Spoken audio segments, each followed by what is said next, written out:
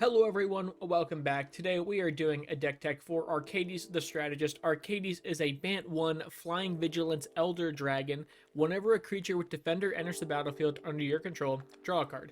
Each creature you control with Defender assigns combat damage equal to its toughness rather than its power and can attack as though it didn't have Defender. We have a lot of walls, we got big butts. This is Thiccy Wall Tribal.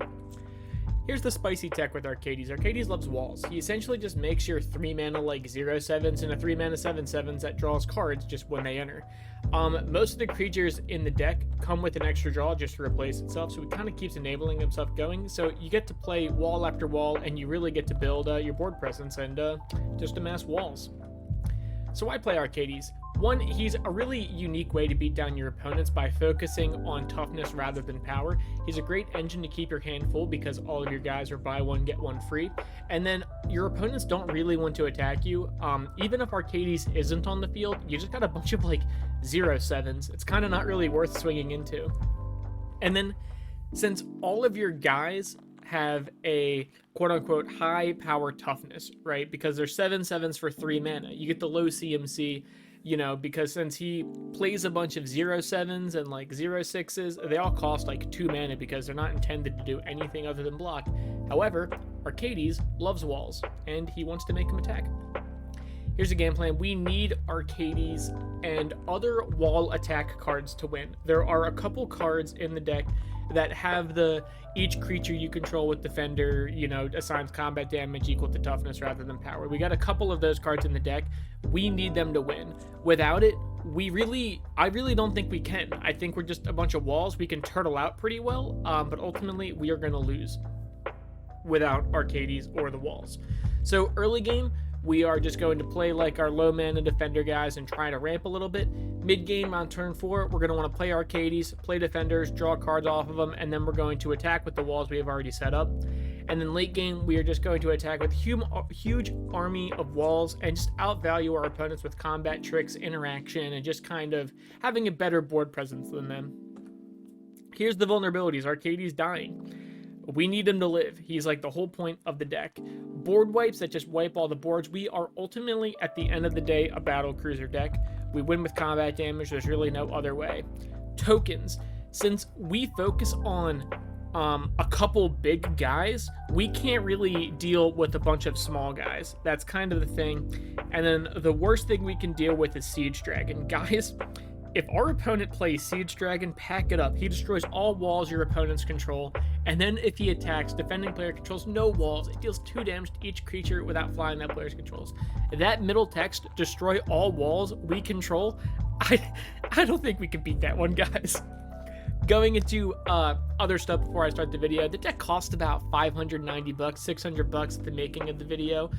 If you like the deck, get the cards you need from my little TCG Player affiliate link below. Really helps me out, helps the channel continue. And then as always, like, comment, and subscribe to the channel. Let's get going. Into the Planeswalkers, we have Huatli, Sun's Heart. Huatli is a 7 mana loyalty. It just has the Arcades text of each creature deals combat damage with toughness rather than power, and then you can -3 it just to gain a lot of life really quick. The way I imagine this isn't really minusing her too often. I think we kind of just want to leave her back, and in a pinch we can gain like 7. But I'd rather just, one, have our opponents attack her than attack us, and just really leave her as a backup to the Arcades strategy. Then we have Teo, the Shield Mage. Teo, he's awkward, right? Here's how I look at Teo. He says we have hexproof. That's sometimes relevant. No one's going to combo out on us, right? But the way I look at him is he is 3 mana to make a 0/3 with Defender. So that's going to draw us a card. So basically, 3 mana, we make 2 0/3 white Defenders. We draw 3 cards. So essentially 3 mana, 6 total power / toughness that draws us 2. That's my logic with Teo. We got a couple non-defenders in the deck, just because they're just too good and they offer great support. Bedrock Tortoise might as well just be a defender. As long as it's our turn, creatures have hexproof. Our creatures have hexproof. And then again, he's another Arcades guy, each creature with power toughness. I'm just going to describe them as Arcades guys with the power and toughness. We got Rigo, Streetwise Mentor, with a really weird casting cost. He enters the battlefield with a shield counter on it, which just isn't super relevant, but whenever you attack a player or planeswalker with one or more creatures with power 1 or less, draw a card. Since we have a lot of walls, and it doesn't necessarily flip it, they just deal damage with it, all our 0/1s, or not 0/1s, 0 like 5s are attacking to draw a card too. Sidar Kondo, he's got flanking, guys. For those of you who are not super familiar with flanking, which I will say is most Magic players, whenever a creature without flanking blocks this creature, the blocking creature gets -1/-1 until end of turn. It's okay. It's like Bushido, but opposite. That's another Magic term for you advanced listeners. Anyway, creatures your opponents control with flying or reach can't block creatures with power 2 or less. So we just kind of makes our guys pseudo unblockable. That's pretty much it. You just, like, they got flying or reach, oh well, but most creatures don't have flying or reach, so Sidar Kondo of Jamora really helps us sneak through. Tetsuko Umezawa the Fugitive, he is a 1/3, creatures you control with power 1 or less can't be blocked. Guys, we got a lot of walls and they can't be blocked. And then Towering Titan enters the battlefield with X 1/1 counters on it, where X is the total toughness of other creatures you control. As you guys can imagine, Towering Titan gets pretty big pretty quick. And then we can sacrifice a creature with Defender. All creatures gain trample until end of turn. So here's how I look at this. And then the flavor text Knock Knock, which I think is pretty funny. The way I look at this is we go for a big attack. One of our guys gets blocked or whatever. We just sacrifice him and then make all of our other guys just trample on through, even though if they were blocked. It's kind of, we get rid of the little guy to supplement the damage elsewhere. Here are just the creatures. They should all have Defender. Axebane Guardian, he taps for X mana in any color combination, where X is the number of creatures you control with Defender. This guy is a huge come up. Coral Colony, I was on the fence about, but we can pay 2 and tap it to make target player mill X cards, where X is the number of creatures you control with Defender. It doesn't sound like a lot, but even if we have like 5 creatures with Defender, if we're just bored on someone's end step, like making someone mill a good portion of the decay, even if we have like 10 guys, which is probably more realistic, 10 guys with Defender, we just make someone mill 10 just for funsies for 2 mana. Why not? Crashing Drawbridge is a 0/4, and again, the way you guys, I want to say this real quick before we continue on. The way I want you to look at all these cards as we go in is Coral Colony and Crashing Drawbridge are, since they have 4 power, they are effectively 2 mana 4/4s. That's how Arcades looks at all these guys. Axebane Guardian is a 3 mana 3/3 that also taps for mana. Hover Barrier, using the example, is a 3 mana 6/6 with flying and Defender. It's just a great guy. It's a great blocker. Good flying. 6/6 flyer for 3 mana. Good luck with this one. Mnemonic Wall. I can't pronounce words. It is a 5 mana 4/4 with flying. Not flying. Defender. I'm all on the flying. When it enters the battlefield, return target instant or sorcery card from your graveyard to your hand. We got a decent amount of funny combat tricks in here, so if we can just get them back, run it back, redo it, and see if we can sneak in again. Overgrown Battlement is again 2 mana 0/4/4/4.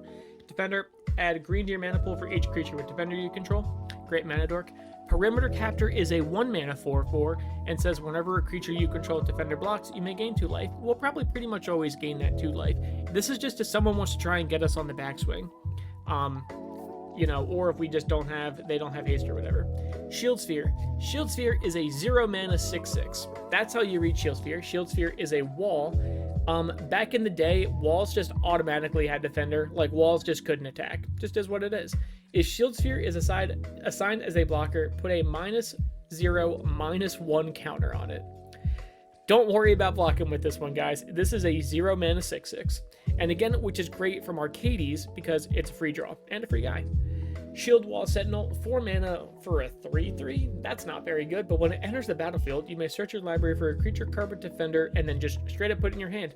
Honestly, worst case scenario, you have Arcades out, Shield Wall Sentinel, 4 mana, draw a card, tutor up, get Shield Sphere, have a 6/6, draw a card again. That's honestly not bad. Stalwart Shieldbearers, it's a 3/3 with Defender. Other creatures you control with Defender, it's a Lord, get +0/+2. So honestly just makes our guys a little bit bigger. Sunscape Familiar, which is a part of the whole familiar cycle from back in the day. Green and blue spells you play cost 1 less. It's a cost reducer for a good chunk of our deck. It's also just, a 3/3 for 2 mana. Pride of the Hulklad is honestly why I decided to make this deck list. It's just because I saw it and it made me think of Arcades, and I wanted to brew an Arcades deck because of him.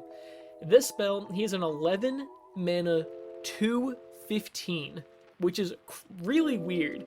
But he costs X less to cast, where X is the total number of toughness of our creatures. So he's really never going to cost that unless we're just hard casting him with no value. He has Defender. And then we can pay, 4 mana. Until end of turn, target creature you control gets +1/+0. Just isn't relevant because of Arcades. Whenever this creature deals combat damage to a player, draw cards equal to its toughness, and it can attack this turn as though it didn't have Defender. Take that in for a minute. That is a whole keyword of soup. He is actually kind of sketchy because he can make us lose. Just because if we get a big attack in and he's on the field, we could very, very reasonably just draw like 40 cards right then and there. He himself draws 15 cards. So it's kind of scary if we just decide to like pump it up. If we don't have anything to really help us get going and no Arcades effects, he at least is a pseudo Arcades effect. He doesn't work for each creature. You have to pay 4 for every time you do it, but you can at least sneak in some cheeky damage. Tree of Redemption, exchange your life total with Tree of Redemption's toughness for a 4 mana 0/13, which is really a 4 mana 13/13. Here's the sketchy part. If we're feeling risky, right, we can, on an opponent's end step, tap this guy down. If we're at 40 life, swap our life total to make this a 4 mana 40/40, and then swing in.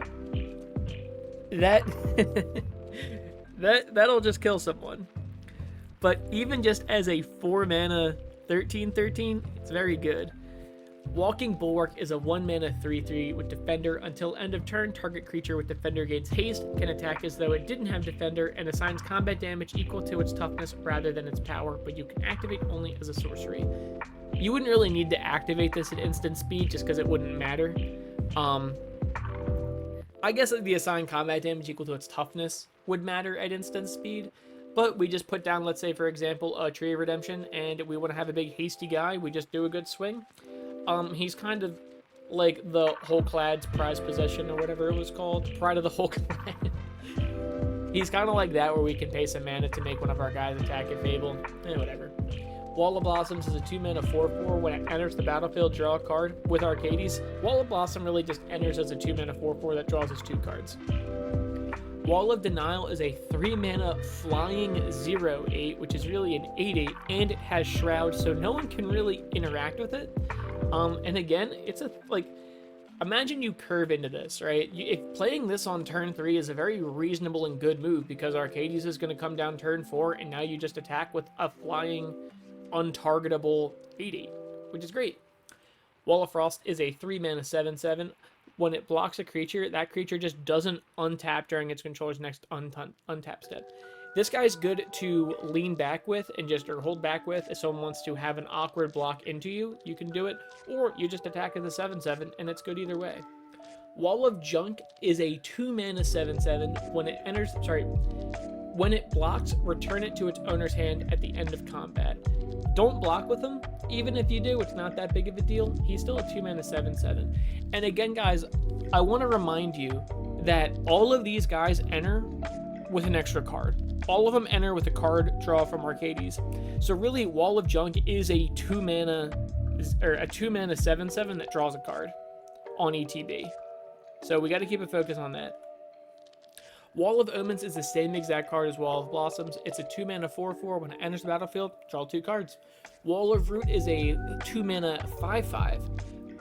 You can put a -0, -1 counter on Wall of Roots, and you can add a green to your mana pool, but only do it once each turn. It's just a weird mana dork that's also, I look at this guy as a weird mana dork that's also just happens to be a 2 mana 5/5 that draws us a card. I think it's fine. Even just going down to looking at him as a 1 mana 4/4 is still fine. Either way, Wall of Stolen Identity. This one is keyword soup, so bear with me. Not keyword, but text soup. You may have Wall of Stolen Identity enter the battlefield as any copy of a creature on the battlefield, except it is a wall in addition to its other type, and it has Defender. When you do, tap the copied creature, and it doesn't untap for as long as basically you control the wall. So I like it because we can get a crazy problematic creature tap it down forever, and now we have a copy of it, and it will draw us a card on ETB. Actually, I'm not sure if it will draw us a card on ETB because it doesn't have Defender. Unless, nope, it enters the battlefield as a copy and it has Defender, so we will draw a card on ETB. The way I look at this card is someone has like a scary commander that cares about tapping, if someone has a praetor or a big scary creature that is interested in attacking a lot, or even a utility creature, we now have that benefit as well. And then the final creature is Wingmantle Chaplain. It is a 4-mana 3/3. That's a terrible rate. But when he enters the battlefield, make a 1/1 white bird creature token for each defender you control. And then whenever a defender enters the battlefield, make a bird. So he's good just for chump blocking, just for whatever. Just making a lot of guys just in case we do go against like a token kind of deck. He does enter with a lot of 1/1s, or we'll just passively get 1/1s from playing our other guys, which is still really good. Going into sorceries, we have Dusk. A lot of the nukes we have are like this. Destroy all creatures with power 3 or greater. The cool thing, unfortunately, it hits Arcades. Unfortunately. Fortunately, all of our other guys are safe because they're pretty much all smaller than, I think actually Arcades is our biggest creature, power-wise. Even though I just went all of them, I don't remember. But I guess Towering Titan, doesn't matter.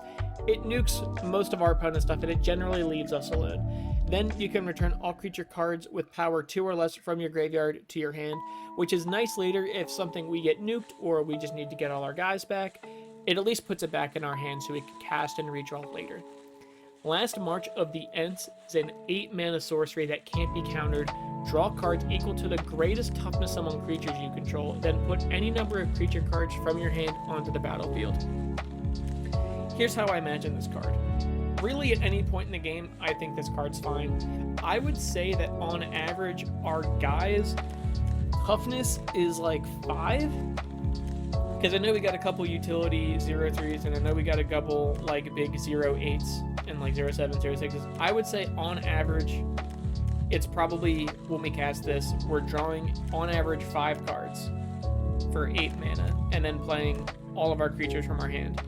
I think it's good. I think that's a realistic estimate for it. And honestly, we're a toughness deck, so it says toughness in it. Blood of the Strong, that got downshifted from rare with Commander Legends. Each player chooses any number of creatures they control with total power 4 or less, then sacrifices all other creatures they control. Here's the cool thing about this, is it wants you to total up all of your creatures' power to 4, and then sacrifice all the other ones.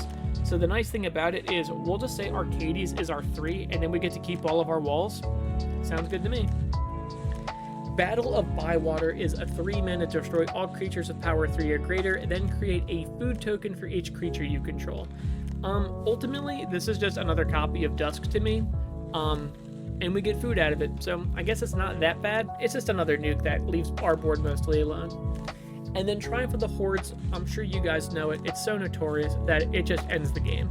With our creatures being as big as they are, as fast as they are, since they come down so early, giving them Trample and Infect can most likely end the game. Like, here's, at least on turn 5, right? Here's a realistic estimate for me, right? We come in, we don't do anything turn 1, maybe Soul Ring, right? Turn 2, we play one of our turn 2, like, 0/4s or whatever. Turn 3, we play, like, another, like, 0/4, right? Turn 4, we play Arcades. Turn 5, Triumph of the Hordes, someone's dead. Just with that. Going into instance, Achroma's Will. Since the deck relies on Arcades to be around all the time, Achroma's Will is a great card. Choose one. We're really going to do both because we're really not going to do this without Arcades, I don't think. Unless I guess we have another one of those toughness things. Doesn't matter. Creatures you control gain Flying, Vigilance, and Double Strike, and creatures you control gain Lifelink, Indestructible, and Protection from all colors. So all of our creatures don't tap, they deal double damage, they gain us double life, they can't be destroyed, and they're unblockable. That's what Achroma's Will reads out to when we have Arcades, and at 1,000,000% just kill someone. Bar the Door, I think, is a really funny combat trick. It's just gives all of our guys +0, +4 until end of turn for 3 mana. I don't believe that there is an equivalent card that for 3 mana gives all of like your creatures practically +4, +0, but that's it. That's effectively how it works, is in response to blockers, we just whip out a Bar the Door. and absolutely destroy someone and maybe even kill someone. Beast Within, it's just good removal. Get rid of something, they can have a beast, who cares? Counterspell, we counter a spell. Dovin's Veto, we counter a non-creature spell. Cyclonic Rift, it's just another staple. We bounce everything to our opponent's hands, and then since we are such a battle cruiser deck, we should just be able to kill at least one person with all of our guys. Generous Gift, same exact thing as Beast Within, same exact card. Heroic Intervention, since we are such a battle cruiser a battle cruiser deck, and we only have like so many dudes, we want to be pretty protected against nukes, so Heroic Intervention, and I guess a Chrome as well, is practically the way around having someone nuke us. And we have the counter spells too, but you know, just in case. Swords to Plowshares, just get rid of something we don't like, they can have it, and we'll probably just smack them later. And then Tower Defense is probably the funniest combat trick to me. It is just 2 mana, creatures you control get +0/+5 and gain a reach until end of turn. Now, you heard how nuts I was going about Bar the Door. This is now effectively a reach doesn't matter when you're attacking, right? It just doesn't. So would you play in one of your standard or commander decks, or whatever format you play, a card that says 2 mana, creatures you control get +5/+0 until end of turn? Because that's what Tower Defense says for this particular deck. Going into artifacts, we'll go quick. Arcane Signet, it's just a rock. Lightning Greaves, we need Arcades to stick around, so it just goes straight onto Arcades. Meekstone is a 1 mana artifact. No creatures with power greater than 2 untap during their controller's untap step. Here's the cool thing about this, Arcades has Vigilance. Arcades is the biggest creature, I believe, other than Towering Titan. All of our other creatures are just straight up smaller than that. They're all 2 or less, so sounds good to me. All of our other opponents' creatures don't untap. Ramus Ekor, the Ancient Shield. I probably pronounced that wrong. 4 mana legendary artifact. Whenever you cast your second spell each turn, draw a card, then make a 0/3 white wall creature token with Defender with Arcades on the battlefield. Basically says just draw 2 cards and make a 3/3. At the beginning of combat on your turn, creatures you control with Defender gain Exalted until end of turn, which is very interesting, right? So we are a go wide deck, right? But it's not go wide, battle cruiser deck. But sometimes opponents have good blocks. Arcades having flying, or some of our other guys having flying, is definitely good. So even if we only attack in with 1 creature to make an absolutely like huge, that's not that bad. Either way, even if we don't do the combat stuff with them, just casting our second spell each turn and drawing 2 cards off that is nuts. Slagworm Armor to give an equipped creature +0/+6, which is basically +6/+0. Like, this deck is so funny to me because everything's like reverse. Like, if there was a 1 mana equipment that cost 3 to equip that gave a creature +6/+0, I would put it in like everything. Like, that's so good. Then we have Soul Ring. It's Soul Ring Swiftfoot Boots to put on Arcades to keep them safe. And then for the final 3, we have Talisman of Curiosity, Progress, and Unity. They're all just good artifacts that will keep us going, just because I wanted to put the talismans in here. 1, because they're cheap because of the Doctor Who stuff, but it's also really nice because if we draw them from Arcades, it effectively only costs us like 1 mana, right? So if we draw them off Arcades and we're trying to keep funneling out more and more defenders, it at least only costs 1 mana for, you know, maybe even a redraw. It's not that bad. Going into enchantments, Assault Formation is just another Arcades card that does the toughness, combat, whatever. You can pay 1 green to make target creature with Defender be able to attack this turn, and then you can pay 3 mana to make all your creatures get +0/+1 until end of turn. I like it. So I like that it flips it around, which is nice. It can make each of our guys attack as though they don't have Defender for just 1 mana. I guess it's only 1 at a time, but even just assuming Arcades is on the field, just paying able to 3 mana to give all of our boys +1/+0 or +1/+1 effectively, it's pretty good. Aura Shards, we play a lot of creatures. I think our deck has about 30. Aura Shard is going to be able to get us have our opponents not have artifacts or enchantments, and we can be picky about it, which is nice. Brave the Sands is good because it gives our creatures vigilance, which is nice because we don't want to die on the crackback because we want to be attacking pretty much all the time, and then being able to block an additional creature for each of our creatures is nice because the walls are big anyway, and it kind of makes it even more awkward for opponents. Court of Arvindale is 4 mana, enters the battlefield, you become the Monarch. I love the Monarch in Commander, think it's super interactive and fun. At the beginning of your upkeep, return target permanent card with mana value 3 or less from your graveyard to your hand. If you're the Monarch, return that permanent to the battlefield instead. Here's how I look at it. If we're the Monarch, sick, we reanimate a guy every turn. If not, we at least get back one of our smaller defenders every turn that will then draw us a card. High Alert is one of those Arcades cards with the toughness and, you know, the old switcheroo. It's nice because it lets our creatures attack as though they didn't have Defender, and then we can just pay 4 mana to untap target creature. I don't think that part's very relevant, but it's still good to have.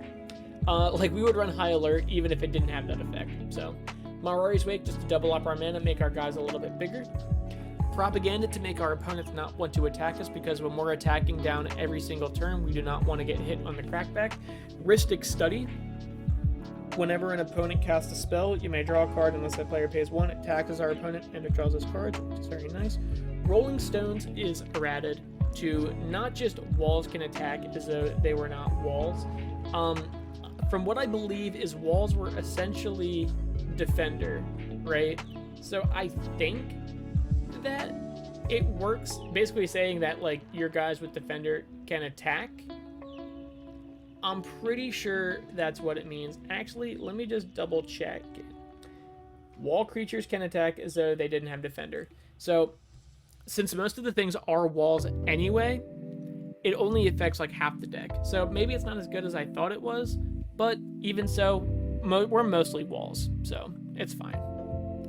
Smothering Tithe attacks our opponents, it gives us treasure, which is really good when we want to keep on going. Spider Silk Armor, I think it's just a fine Anthem effect. Just because a lot of the walls don't have flying, being able to have reach is good, and also just basically giving all our guys +1/+1, I think is also pretty good. And then Stone Skin is a combat trick I think is so funny. It is a 3 mana enchant creature, and enchanted creature gets +0/+10, right? You just whip it in, and you just make someone take an extra 10 for 3 mana. I think it's so funny. Even just doing it to Arcades, just being like, oh yeah, you're gonna take 5. Like, okay, well yeah, you're actually taking 15 now, and that's 15 commander damage, so good luck with that. Going into lands, we're running all of the Battle Bond lands, we're running all of the Shock lands, all of, I guess, the Vow lands? I don't know what these lands are called, actually. We're running all of the check lands, running, I guess these aren't the lands to go Command Tower because it taps for all of our colors.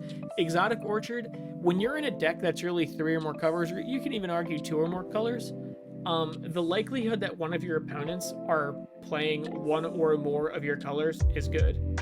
It's like, worst case, it's just a land that just taps for a generic untapped. Best case scenario, you're going against like a 5-player deck, and they play Command Tower. So now this thing taps for any color untapped. Spara's Headquarters because it is fetchable, and yeah, it's just fetchable. And then it enters battlefield tapped. We can also cycle. I don't think we actually have any like fetches for it, but it doesn't matter. It's good. Going into the basic lands, we have 6 forests, 5 islands, and 7 plains. And guys, that's just about it. Thank you guys for watching. Get any of the cards you need from TCG Player from the link down below. It definitely helps me out in the channel. If you want to help the channel, give a like, give a comment on what you want to see next, and then subscribe to the channel. Thank you guys for watching, and I'll see you next time.